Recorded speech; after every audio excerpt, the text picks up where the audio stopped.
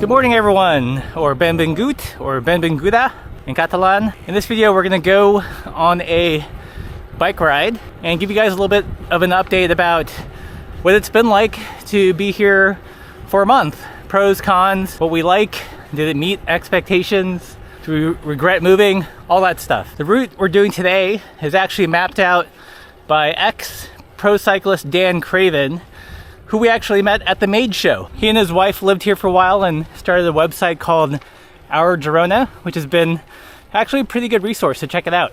This route in particular is called Fairy Tale Lanes, and I think it's aptly named. We're like 5 minutes out of the city, and you're on stuff like this. What do you think? One of the things that I like here is that cities are dense, and a city like Girona, it's easy to get outside of it pretty quickly. And get into the country, or El Campo. I guess the first thing we like, but also came as a surprise, is the weather. It's definitely warmer than Missoula. Like, we would not be riding bikes this time of year because of ice and snow. But I will say, it's a lot cooler than I expected. Would you agree?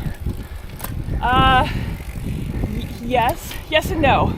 It's definitely a lot chillier in the evenings and overnight than I think I was thinking for whatever reason. Like the day, you know, on a sunny day like this, once the sun comes up, you know, it's still 60 degrees.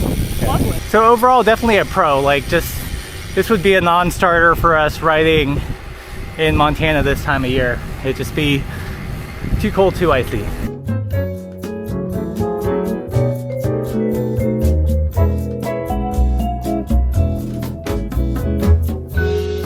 Okay, another kind of obvious positive is the riding. It's so varied. You know, right now we're doing technically a roadie route. Very quiet roads, undulating hills, long sustained climbs if people want, or more rolly rides. So lots of variety. One of the things that I am enjoying and getting a kick out of, and fascinated by, are how tiny some of the roads are, especially the gravel roads. You turn down them and you're like, is this a road or just like somebody's driveway, deer trail? It's fascinating. It just opens up so many route options. Like to Laura's point, we've been on some gravel routes where it literally cuts through the middle of someone's farm, and it's turns out it's a signed rail trail. You know, in the States, not something we would do. Especially Montana. Yeah. There's a lot of, you know, should we be on this or not? And the next thing you know, we see it signed as a carretel. But what's awesome about that is that it tends to be local traffic, if there are any cars. So it's just really quiet and peaceful.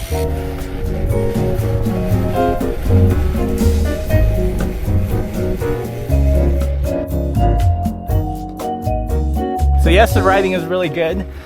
It's as if you took kind of the best California riding and deleted almost all the drivers.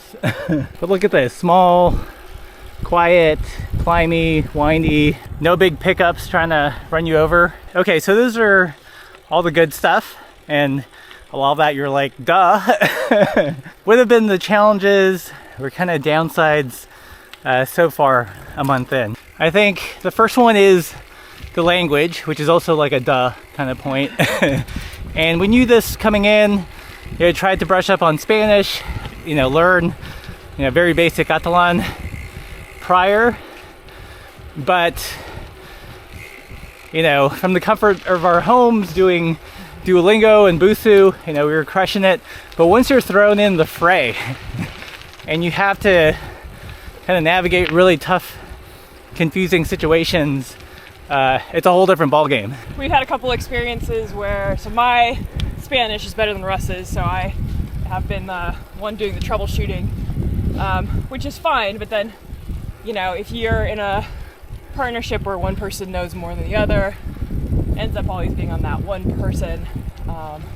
And then I feel like that also means that you're kind of left in the dark sometimes, Russ, because afterwards you're like, what did they say?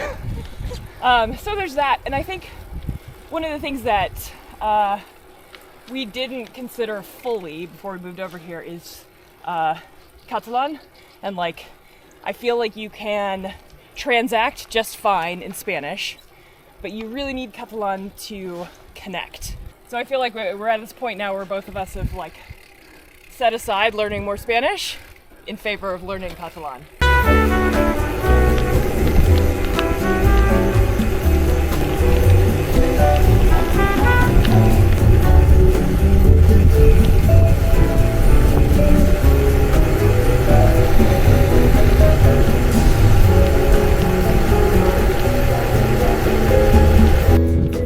So the language, a challenge, you know, we knew that coming in. I think ultimately our goal would be to develop some amount of fluency in both Spanish and Catalan, not just to kind of navigate daily tasks, but hopefully get to know actual like Catalan people, just not there yet with that level of fluency. Because there is a temptation, and it is very easy to just hang out with expats, and we enjoy that for sure, but it would be nice to get to know people that actually are from here, right? Yeah, exactly. I've also noticed that the more time that we spend just talking English amongst ourselves or other English speakers makes it that much harder to switch in my head to Spanish.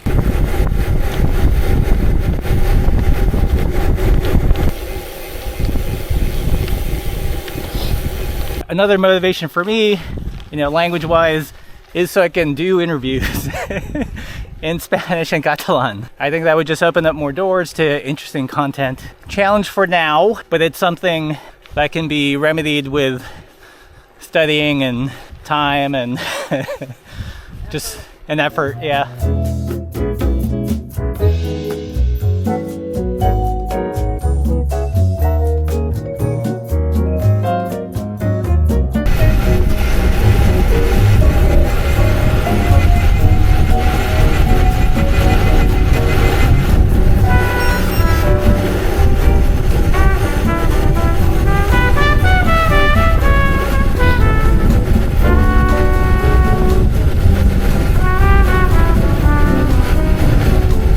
So that's one of the bigger hurdles. The other one is, you know, one of the charming things is that there's so many really cute like boutiques that just sell one thing. But that's also a bit of a downside. There's a few places where we can do one trip and get everything you need. So we find ourselves, you know, spending like the better portion of the day just doing groceries or getting simple tasks just because everything's so spread out. And we're walking everywhere. It just takes a lot of time. The flip side of that, which we alluded to, is, you know, all the walking has actually been really good, right? It is true. That's probably one of my favorite things, that you can just walk as a way of getting all of the things done. Yeah, I feel like we're getting like a ton of passive exercise just running errands. I mean, the other day we probably walked 5 miles, you know, assembling groceries for a couple days. Yeah, so I would say one of the interesting things about all of the stores being small is kind of connected to the language part, because it's really common here for people to walk in, say, hola, bon dia, you know, I'm looking for this, can you help me find this, how was your day, how was your weekend, blah, blah, blah, blah, blah. There's a whole conversation. And without the language to do that, we sort of walk in and we're like, hola. Don't talk to me until I find my thing. Don't look at me, you know. And so there's just sort of this, I guess, block. So it's not quite the same small store experience that other people have, or that I guess I would like to have. Pretty cool ride so far. We decided to pull over to talk about the next one just because I don't know if we're going to find a flat enough stretch that's long enough to talk about this. But kind of the Kafkaesque bureaucracy, we'd heard about it before we arrived and are definitely experiencing it. So there's all of these things that need to happen, right? The visa needs to go. There's a visa process. There's opening a bank account. There's renting an apartment. There's all of these things that go into living here. And nowhere is there like a clear, here's how you open a bank account as an expat, or, whatever. I don't know. It's just this like figuring it out through this cloud of confusion, right? And I feel like we've been able to figure it out in this, sort of muddling through, talking to lots of people. We've gotten a lot of help from folks who've already moved over here, or people who, live here and speak English and can kind of help navigate that. But we've also talked to plenty of people who are like, well, here's how I did it, but I don't know if that's right.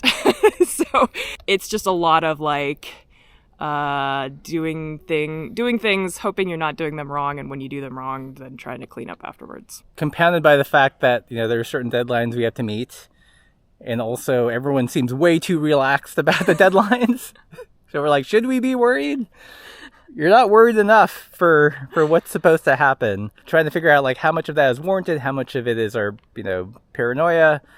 How much of it is, American, just hustle, go, this should have been done 3 weeks ago sort of mindset. Whenever we do some kind of official task, we have to carry an entire envelope full of, paperwork, bank statements, passport, all the documents we've collected so far, because you never know what they're going to ask for.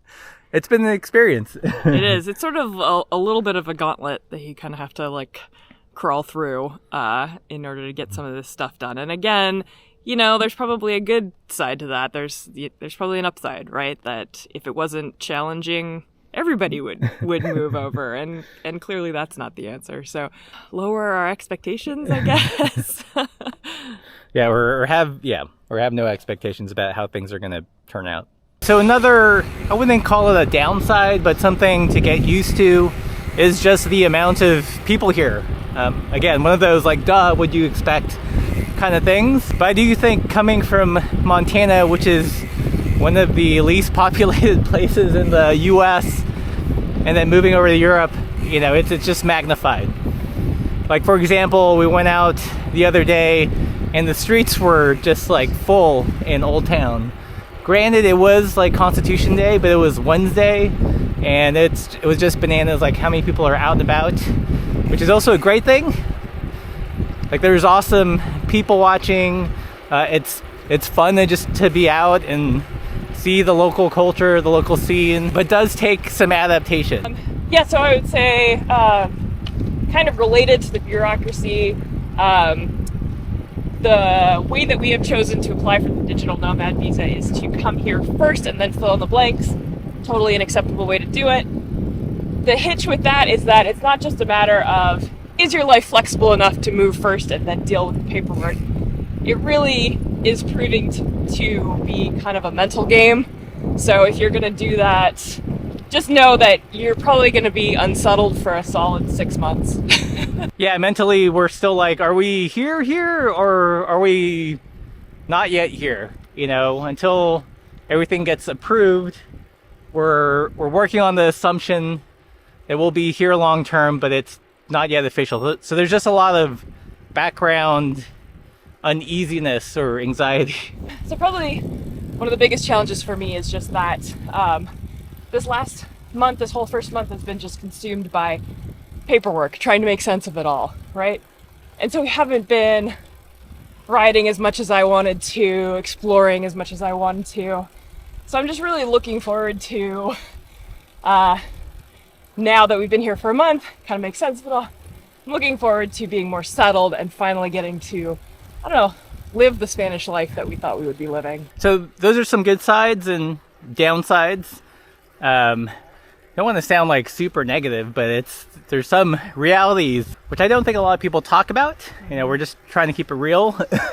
But overall, I'd say it's a net positive. It's not perfect, but I think for the most part, and I feel really lucky to be able to live here and try this out. Don't know if it's going to be forever, but I'm going to try to enjoy it as much as we can while we're here. I think this first month has just been an onslaught of confusion and overwhelm, and I'm looking forward to just being a little bit more settled and shortly, hopefully. More tranquilo? More tranquilo, exactly.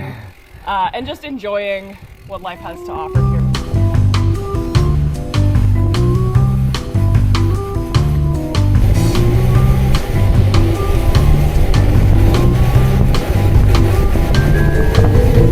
Nice little overlook here. Perfect for a gummy break.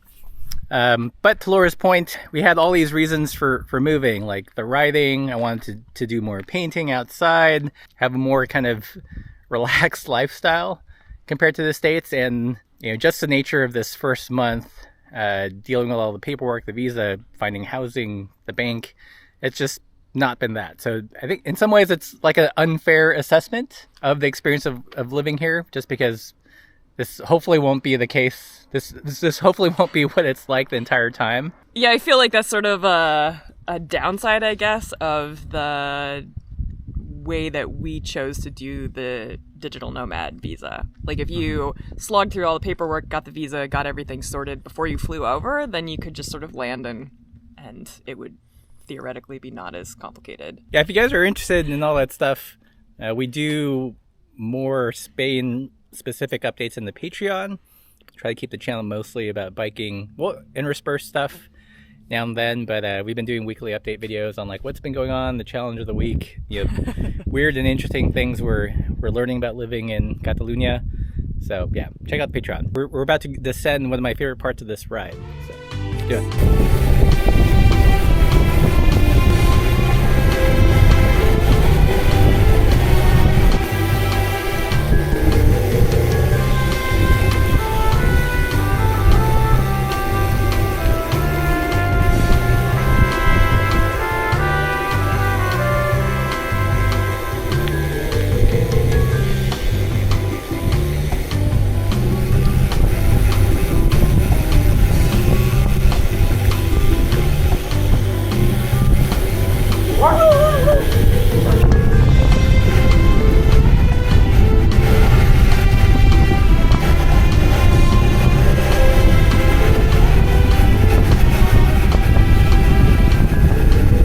And just like that, we're back in the countryside. Hopefully you guys can see why Dan calls it Fairy Tale Lane. Some pretty awesome string of really small, cool roads. I think if all road riding was like that, I'd be a roadie, right? Yeah. So I think we're gonna zip it back into town. Hopefully you guys enjoyed this update. Again, overall a net positive, and feeling really lucky that we're here. You know, who knows how long, but definitely gonna enjoy it.